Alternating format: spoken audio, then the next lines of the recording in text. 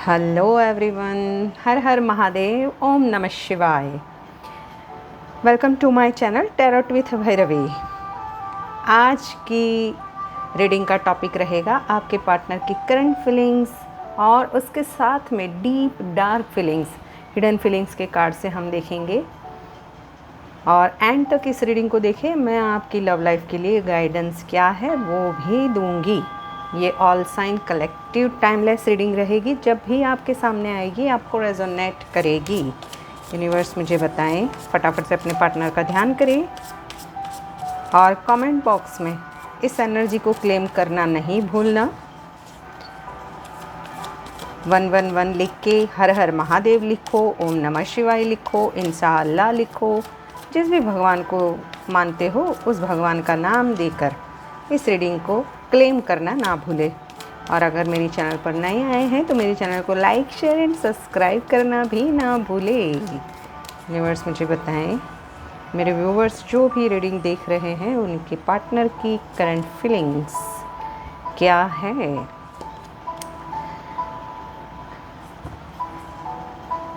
देखिए, आपके पार्टनर जो है ना, हो सकता है आप दोनों के बीच में अभी जब भी ये रीडिंग सामने आएगी या तो लेस कांटेक्ट है, ऑन ऑफ सिचुएशन है या ब्लॉक सिचुएशन में हो। तो आपके पार्टनर को लगता है कि आप बार बार उनके इमोशंस को ब्रेक करते हो, यानी वो आपसे दिल से कनेक्ट है, पर कहीं ना कहीं आप ही हमेशा उनको या तो ब्लॉक सिचुएशन में डाल देते हो या उनसे रूठ जाते हो। बार बार आप उनकी फीलिंग्स को हर्ट करते हो। छोटी छोटी बातों में आप उनकी फीलिंग्स को हर्ट करते हो। आप उन्हें समझ नहीं पा रहे हो, ऐसी फीलिंग्स है उनकी। अगर आप नो कांटेक्ट सिचुएशन में हो, नहीं भी हो और लेस कांटेक्ट है, तो आपके पर्सन की जो एनर्जीज है वो एक्सपेक्ट कर रहे हैं कि आप उन्हें समझो, आप उनकी फीलिंग्स को समझो, आप उन्हें समझो। और वो इस रिश्ते में 110% एफर्ट्स डालना चाहते हैं। हो सकता है आप दोनों के बीच में ट्रस्ट इश्यूज़ ज़्यादा है, मेजर ट्रस्ट इश्यूज़ है, और बार बार आप उनसे क्लैरिफिकेशन मांगते हो कि या तो कोई थर्ड पार्टी हो उस वजह से, या कोई थर्ड सिचुएशन है ऑलरेडी। वो अगर कहीं जॉब करियर में, क्योंकि ये सबके लिए है, सिंगल्स के लिए भी है, मैरिड है उनके लिए भी है, और जो एक मैरिड एक सिंगल है उनके लिए भी है। तो आपके पार्टनर को ऐसा लगता है कि उन्हें बार बार अपने प्यार को जताना पड़ता है, आपको अपने जो एक्सप्रेशंस है वो आपको कन्फेस करने पड़ते हैं। बार बार उन्हें आपको क्लैरिफिकेशन देना पड़ता है कि हाँ, मैं आप बहुत प्यार करता हूँ, मैं तुम्हारे बिना नहीं रह सकता। तो ये चीज़ें उन्हें थोड़ी सी हर्ट कर रही है कि क्यों आप उनसे बार बार एक्सपेक्ट करते हो। आप, हो सकता है उन्हें लगता है कि आपकी एक्सपेक्टेशंस इस रिश्ते में बहुत ज़्यादा है, और उसी वजह से उनको लगता है कि वो बार बार आपसे जुड़ना चाहते हैं। बार बार आप जो चाहते हो वो करते हुए भी आप उन्हें हर्ट करते रहते हो। ठीक है, और क्या है देखते हैं। उन्हें क्लैरिफिकेशन देना अच्छा नहीं लग रहा है कि नहीं, मैं तो यहाँ नहीं था, मैं इससे बात नहीं कर रहा था, ये वो, यानी छोटी छोटी बातों में क्लैरिफिकेशन मांगना। अगर कोई फ़ोन या कॉल आपने उठाया नहीं तो तुरंत से पूछना कि क्यों, कहाँ बिज़ी थे। तो ऐसी वाली थोड़ी एनर्जीज मुझे यहाँ पे अभी मिल रही है। बट ये पर्सन हाईली ऑब्सेस्ड है आपसे, patiently in love with you today, tomorrow and forever. आपके रिश्ते का फाउंडेशन बहुत ही मज़बूत है।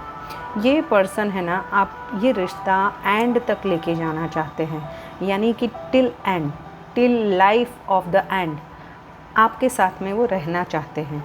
वो हमेशा ही इस रिश्ते को अपनी तरफ से एफ़र्ट्स डाल के भी चलाना चाहते हैं, बट वो बार बार हर्ट हो जाते हैं। मैंने जैसे बताया वैसे कि बार बार आप उन पे ट्रस्ट नहीं करते हो, या बार बार आप उन पे ब्लेम करते हो कि तुम मुझे पहले जितना प्यार नहीं करते हो, या फिर आप दोनों के बीच में अगर कोई अदर सिचुएशन है तो आप उस पर ज़्यादा फोकस कर रहे हो, और उसी वजह से छोटे मोटी लड़ाइयाँ फिर बड़ा स्वरूप ले लेती है। तो एक्सपेक्टेशंस अभी क्या है कि आप उन्हें समझो, वो समझना, वो तो समझ कर ही चल रहे हैं। उन्हें ऐसा लगता है कि उनके एफर्ट्स फुल है, आप नहीं समझ रहे हो उन्हें। टुगेदरनेस, देखो अगर आप दोनों नो कॉन्टेक्ट सिचुएशन में हो तो वो फिर से इस रिश्ते में वापस आना चाहते हैं, क्योंकि आपके साथ में टाइम स्पेंड करना, आपके साथ में बैठना, बातें करना उन्हें बहुत अच्छा लगता है, बहुत ही अच्छा लगता है। और वो क्वालिटी टाइम स्पेंड करना चाहते हैं आपसे। I want to come closer and spend time with you, क्योंकि कहीं ना कहीं वो मिस भी कर रहे हैं, वो हाईली ऑब्सेस्ड है, ऑब्सेशन इस रिश्ते में बहुत ज़्यादा है। बट उन्हें लगता भी है कि आप बदल चुके हो, आप उन्हें समझ नहीं रहे हो, आप पहले जैसे नहीं रहे हो। You are not the one I love, you are change dear, you are fake.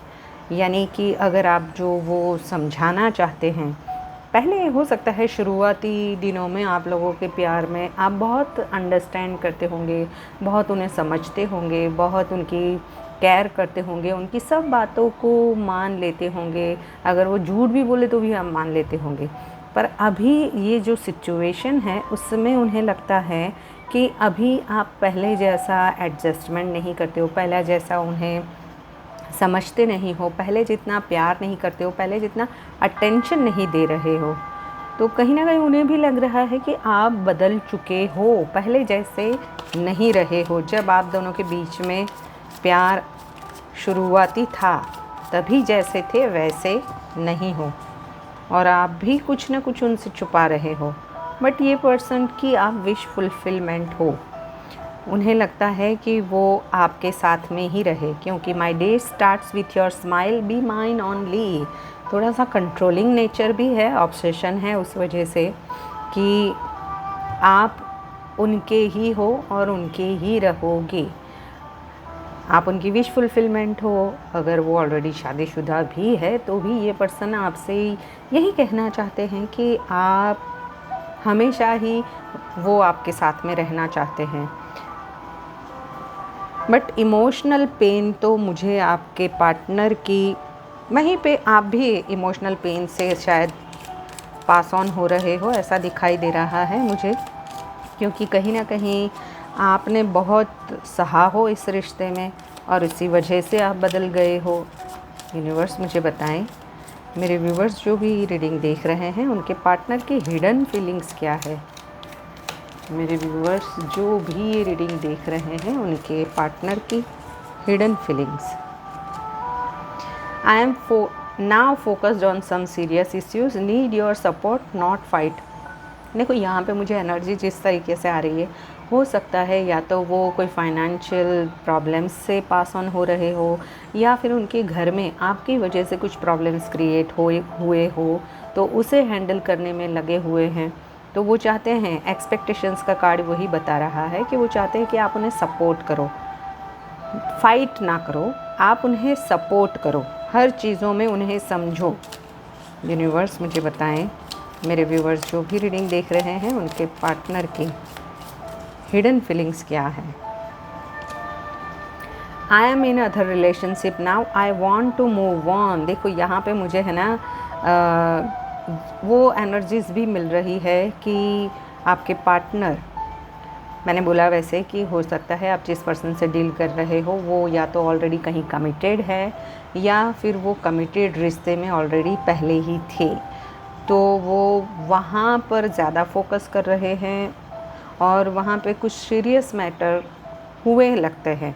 तो उसी वजह से वो चाहते हैं कि आप उन्हें समझो, नहीं तो वो मूव ऑन कर लेंगे हमेशा के लिए इस रिश्ते से। यूनिवर्स मुझे बताएं, मेरे व्यूवर्स जो भी रीडिंग देख रहे हैं, I know my expectations are very high and you can't fulfil them. किसी किसी के पर्सन हाईली ऑब्सेस्ड है, उनको पता है ये डीप डार्क फीलिंग है, ये नेगेटिव भी हो सकती है।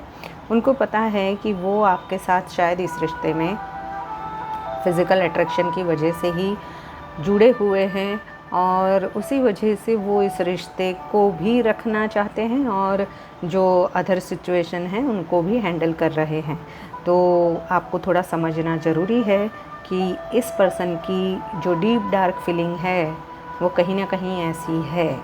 तो मेरे हिसाब से अगर आप किसी ऐसे रिश्ते में हो जहाँ पर आपको सिर्फ फ़िज़िकल नीड के लिए ही यूज़ किया जा रहा है, अपने आप को प्रायोरिटाइज़ नहीं किया जा रहा है, अपनी लाइफ में दूसरे सिचुएशंस को प्रायोरिटाइज़ किया जा रहा है, तो मूव ऑन आप हो जाओ, वो काफ़ी अच्छा रहेगा आप लोगों के लिए।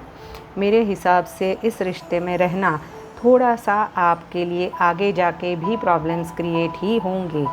I am not a good person, divine is protecting you from my bad energies. देखो मैंने बोला ना कि ये पर्सन सिर्फ आपको फ़िज़िकल नीड के लिए ही यूज़ करने वाले हैं और अब तक भी यही हुआ है। और आप दोनों के बीच में मिसअंडरस्टैंडिंग्स थर्ड पार्टी की वजह से ही हो रही हो, तो इस रिश्ते से निकल जाना आपके लिए काफ़ी अच्छा रहेगा। तो ये थी आपके पार्टनर की current feelings with deep dark feelings. मेरा गाइडेंस आपको यही है कि जिस तरीके से ये एनर्जीज आई है, अगर जो एनर्जीज आपको रेजोनेट होती है तो आप इस रिश्ते से बाहर निकल जाओ, वो आपके लिए काफ़ी अच्छा रहेगा। Till then bye bye.